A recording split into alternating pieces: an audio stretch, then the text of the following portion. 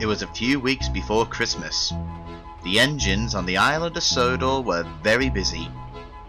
There were extra passenger trains and more goods trains than usual. But the engines didn't mind one bit of extra work. They enjoyed the festive season. All the engines except for Diesel. He was done with his shunting for the morning, and now he was stuck in the sheds until he was needed. "Well, we have all the time we need this morning," said his driver.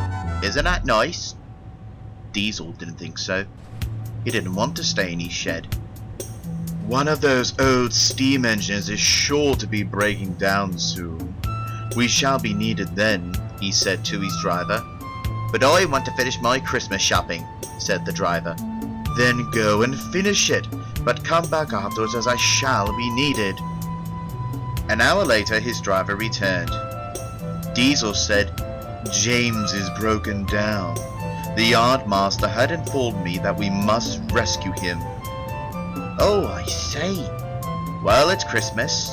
We must care for others during this time of the year." But what Diesel's driver hadn't noticed was that Diesel had been told such thing. He fibbed it to get it out of the shed. "At last! Air!" he said to himself happily.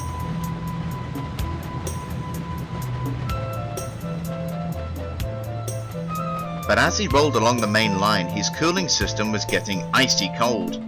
The winter air frozen up the water in the system, and it's now frozen solid. "Ooh, I feel ill," moaned Diesel.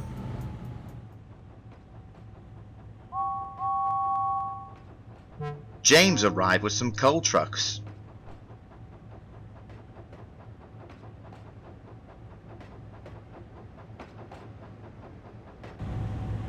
He saw Diesel looking very sorry for himself. "What happened, dear?" he asked.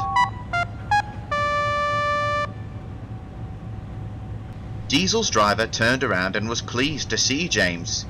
"I'm glad to see that you're fixed. What was the matter?" he asked. The whole story was explained. James was very cross when he found out Diesel had been telling stories about him. But he laughed at the part that Diesel broke down. "Serve you right, Diesel," he chuckled. James shunted Diesel towards a siding.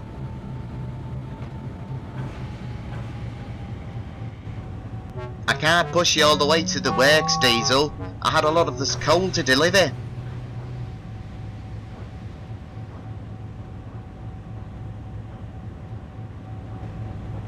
Diesel's driver had taken a seat in the brake van so he could go to the next station to call for help. Now Diesel was sad, cold, and lonely. He wished he hadn't told the silly story. Later that day, the Fat Controller decided to throw a Christmas party for his staff and engines as a thank you for everyone who had worked hard all year. He booked a room in the local hotel by the station. Although the engines obviously couldn't fit in the conference room, they had to celebrate the day at the station. The works had promised to bring Diesel to mend him, but they were so busy that they had forgotten. "I think I have to stay here until someone finds me," he sighed. "I hope the other engines haven't forgotten about me." But the engines didn't. James said that he was glad that Diesel was on his own, and it serves him right for telling fraudulent stories about him. "It's Christmas, James. We should all be sorry for the unlucky. Christmas is a time to think of others and forgiveness. In fact, I think I should collect him."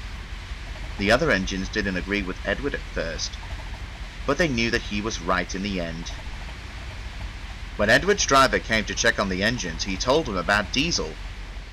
The station master and his driver both agreed with him, and so he set off to collect the stricken Diesel.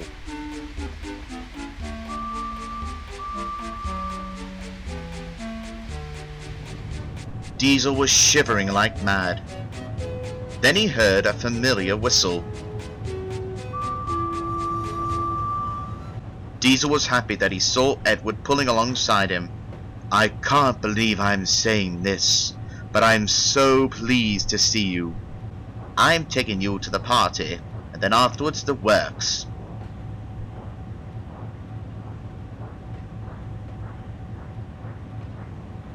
Edward coupled up to him, and they made their way back to the party.